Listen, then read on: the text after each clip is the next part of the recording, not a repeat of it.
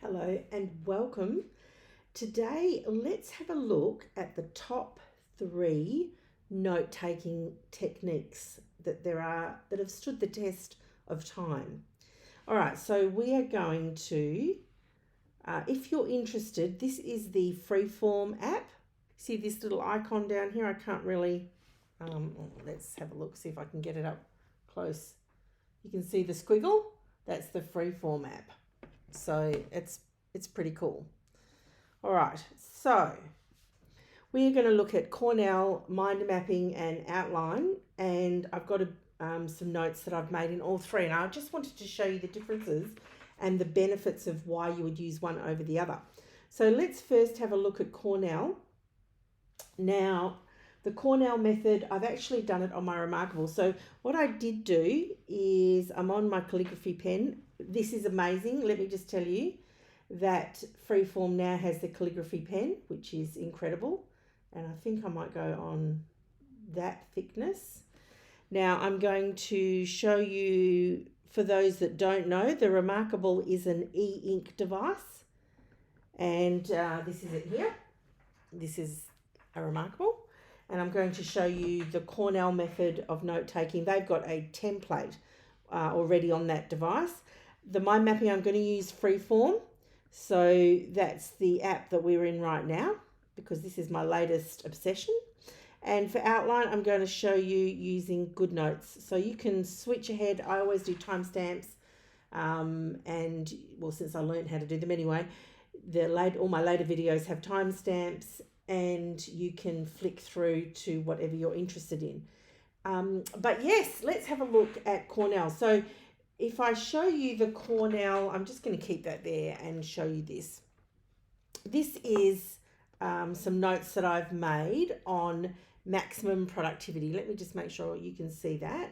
Now, if I hop out of this document and let's just, now I put this here just to remind me, let me just switch pens, that for you, if you have any questions and you want to hop over to Facebook to ask me any questions, it's a free Facebook group. It is closed. I have closed it now because we've been getting a lot of spam, but you just have to say you want to join. It's called Digital Organisation for Beginners, and you can come and ask me questions on Facebook, and I hang out over there. So that's not the document. I want to go into here. Maximum productivity, okay, in the workplace. And here's some tips if you're interested. But this is the Cornell. So let us go to a blank page for 1 second. And if we add, here's a blank page. And just so you know, with the Remarkable, you can add a blank page like that. So the Cornell has got 3 sections. It has a summary section here. This is like a keywords section here on the left. Let me just move this over so that you can sort of see the summary we've got here. The narrow left, see here, for keywords. This is for your section for notes, and this doesn't have to be lined. It could be blank. I prefer the blank one, and I prefer the blank summary section at the bottom. And some of the benefits, it really streamlines how you can review some information. So I do a blend of outline and Cornell when I'm taking notes, even on a blank page already. But you can see here that if you wanted to summarize down the bottom, let's check the pen. What pen are we in? Let's go thick, just so it's easy to see. Down here is where you would have your summary. And, you know, you can use this summary section any way you like. You can actually use this to test yourself at the end of a lecture, or if you're in a meeting and you're taking minutes and you've taken notes on, say, 3 pages, you can come back and then just review and actually write what maybe you might have some action steps if you're using this for meeting notes. And this can be the box you use. That's what I generally tend to use it for, because I'm not studying at the moment. It really helps you to consolidate your information. So here you might go, okay, my action step is I've got to schedule in my mindful moments. And so you might write that down there. On this page, you might go, oh, summary. Okay, yes, I am doing that and I'm not doing that. I need to actually define my do not disturb signals. So I'm going to,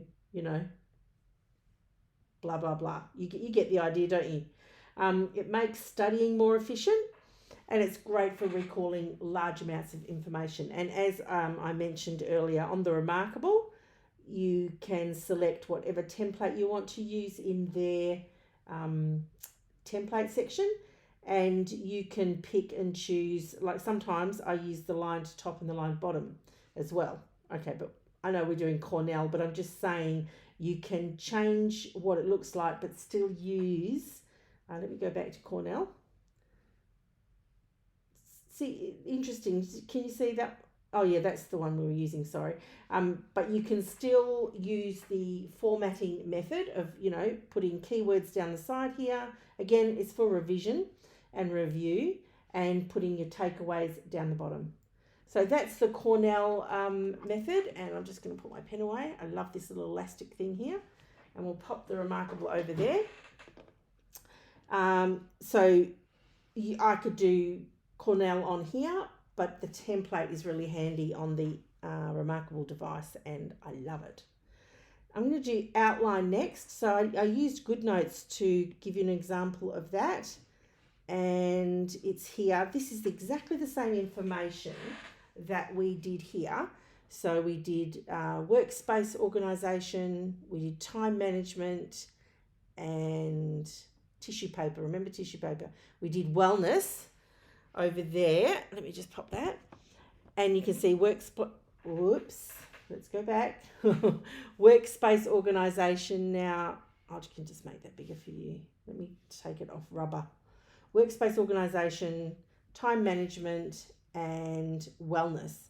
And here's the thing. So let us just, for 1 second, I don't know if you know how to pull up a second window. You just press and keep holding, then you drag, and we actually want 3/4. Let me just, there we go. 3/4 and 1/4.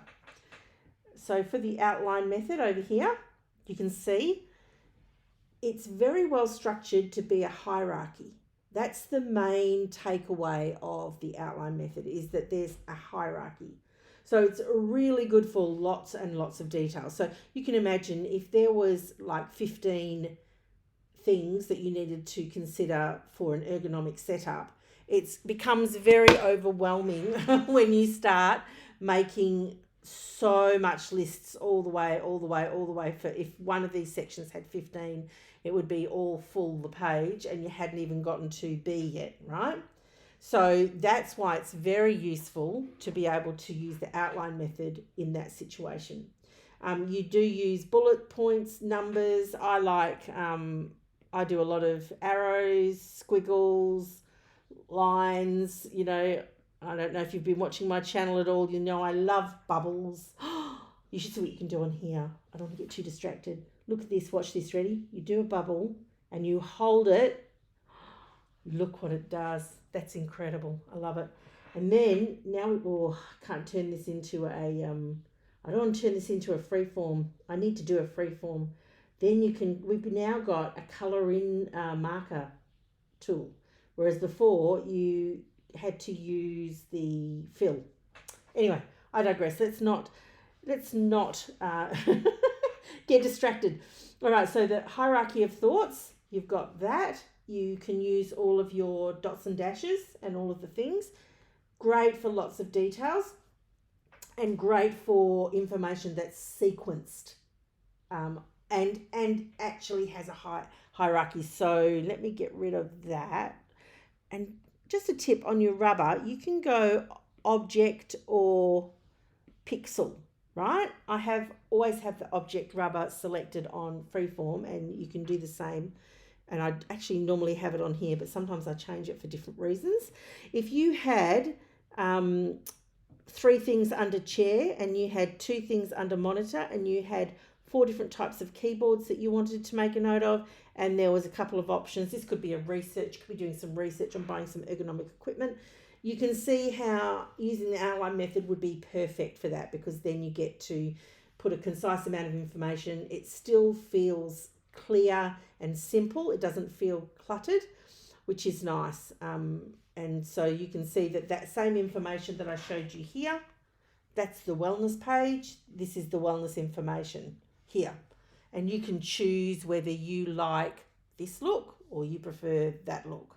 But again, we did discuss the Cornell review and revision and review are its greatest strengths, not necessarily the hierarchy of information. All right, so the benefits I wrote down was captures detailed information in a structured format. It's great for study or writing papers. And as you can see, a lot of detail, a lot of content. It's very good for that too. So let's close GoodNotes and let's go into mind mapping. Oh, I just love mind mapping. We're going to use this app for this. It's more visual. Okay, so if we hop out of here and go into our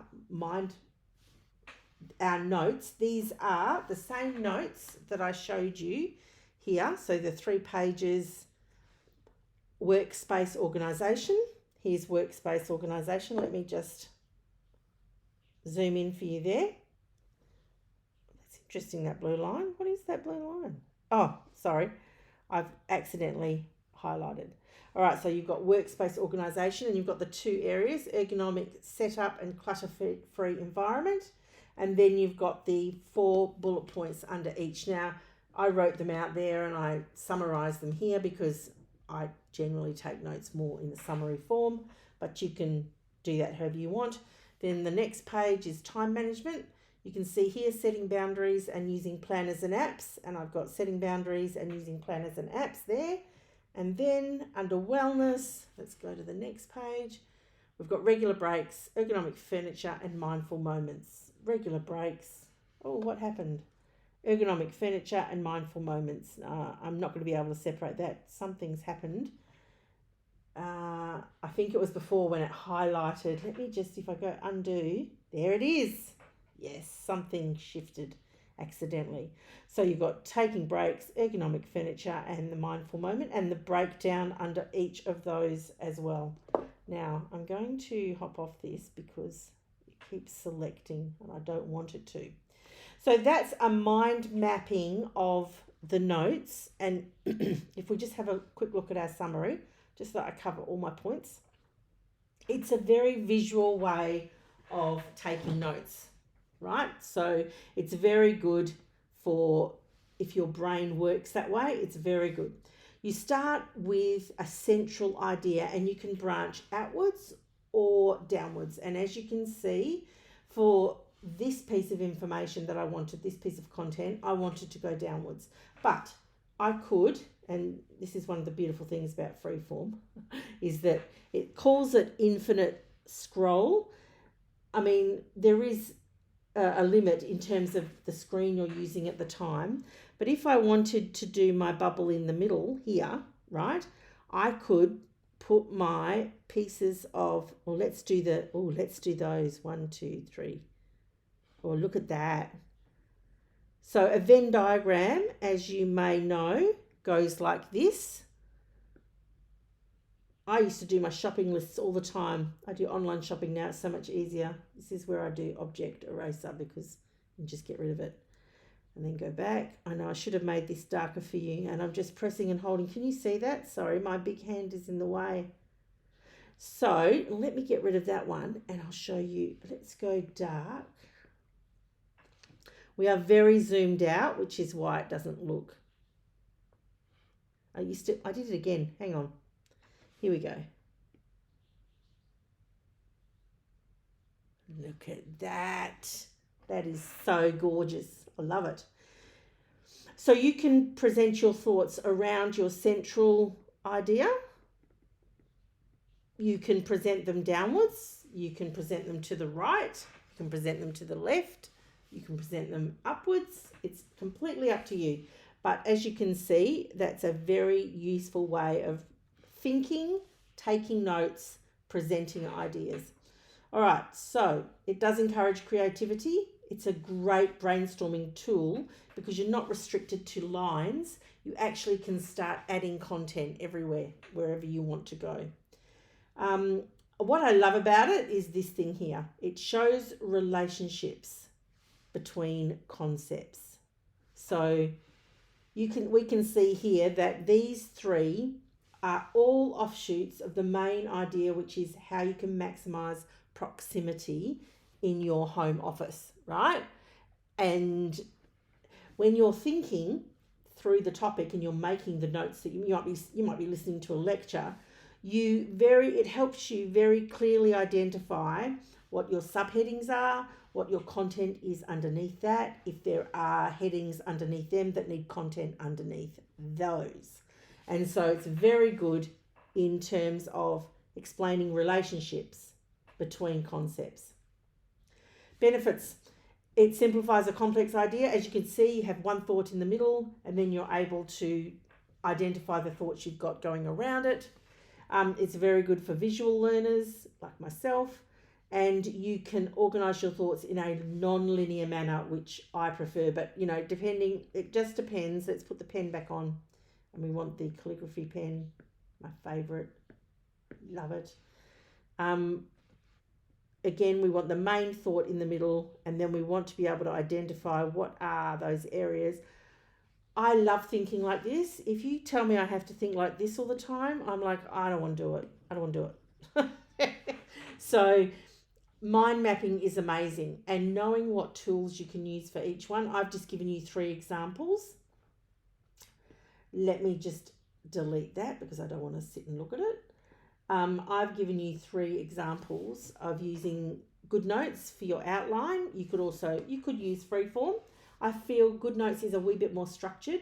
It's also a smaller page. You don't get the infinite scroll. So like when I come down here and zoom out, and then if I zoomed out again, it makes the page bigger, and I could draw here, right? Then I could come over here and I could zoom out and zoom out. Can you see how it keeps making the page bigger?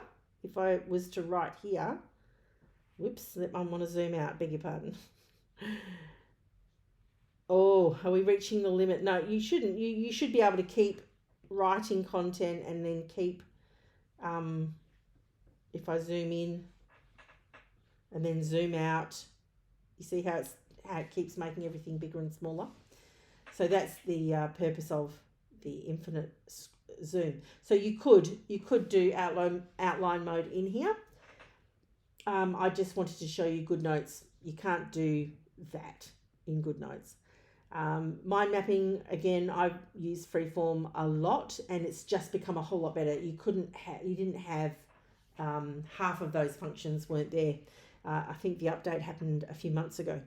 And Cornell, I love Cornell. I use the structure of it even in GoodNotes, but I wanted to show you this because Remarkable has the template for it, as well as many other templates. I think there's 90 something templates in here that you've already got that background, and you can just write on them and it guides your note taking. So that's pretty cool.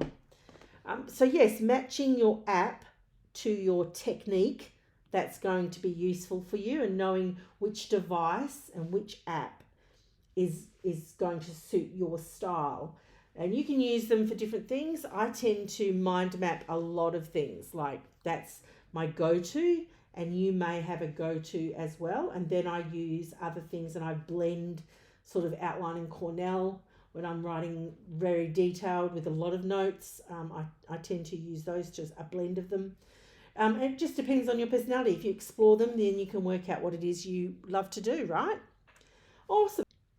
So that is the top 3 note-taking techniques. If you Google them, they're pretty much out there. And they're the top of the tree in terms of making notes. So I hope you loved that content. Please give me a thumbs up. Some love on the channel would be greatly appreciated. And if you want to ask me any questions, pop over to Facebook and ask me Digital Organisation for Beginners. That's where I'm at. I have an Etsy shop where you can get planners and all sorts of things. And of course, you can find me here on the channel. If you have any questions, if you'd like me to make videos on any productivity, organisational things, then just leave me a comment below and we will see what we can do. Thanks so much.